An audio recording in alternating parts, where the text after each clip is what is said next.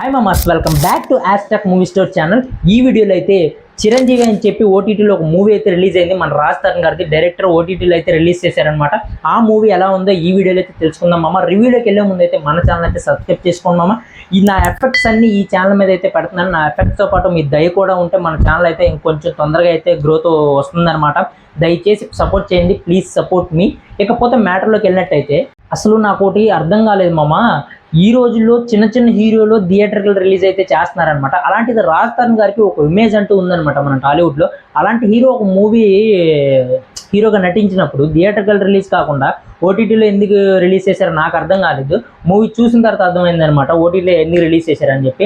ఆ director, hero, వీళ్ళందరూ producers అందరూ మూవీ మొత్తం షూటింగ్ అయిపోయిన తర్వాత మొత్తం చూసుకున్నారనుకుంటా మూవీ స్క్రీన్ మీద మొత్తాన్ని.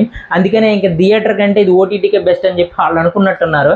అలా ఉంది మామ మూవీ అయితే. అసలు మూవీ స్టోరీ ఏంటంటే మామ, ఫస్ట్ ఆఫ్ ఆల్ స్టార్టింగ్లోనే హీరోకి అయితే ఒక యాక్సిడెంట్ అవుతుంది అంబులెన్స్లో వెళ్ళినప్పుడు. అయితే ఆ యాక్సిడెంట్ తర్వాత హీరోకి అయితే కొన్ని శక్తులు అనేవి వస్తాయి. కొన్ని శక్తులు అంటే జస్ట్ ఒక శక్తి అయితే వస్తుంది.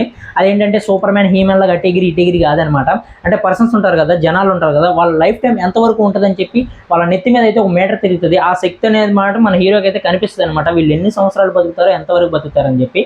మరి ఆ శక్తి హీరోకి ఎంతవరకు యూజ్ అయింది, ఎటువంటి ప్రాబ్లమ్స్ ఫేస్ చేశాడు, ఎంతమందిని కాపాడాడని చెప్పి ఆ మూవీ స్టోరీ లైన్ మీద అయితే ఈ మూవీ అయితే ఉంటుంది మామ.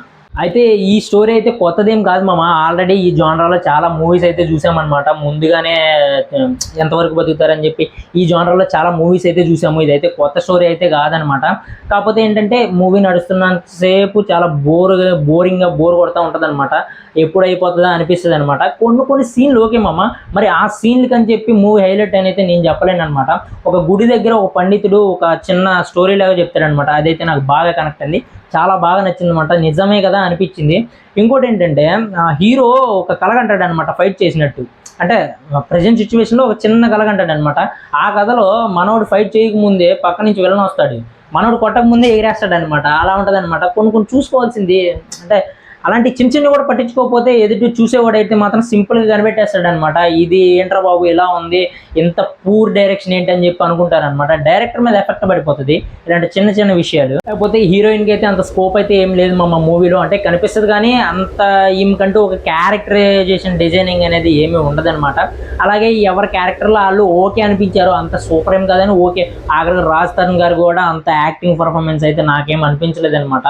ఇంకా ఈ మూవీ లెంత్ అయితే తక్కువే, యావరేజ్గా 1 hour 50 minutes అయితే ఉంటుంది. ఇంకా అంత తక్కువ టైం కూడా నాకైతే బోర్ కొట్టేసింది. ఎప్పుడు అవుతుందరా మామా అని చెప్పి అనుకున్నాను అనమాట.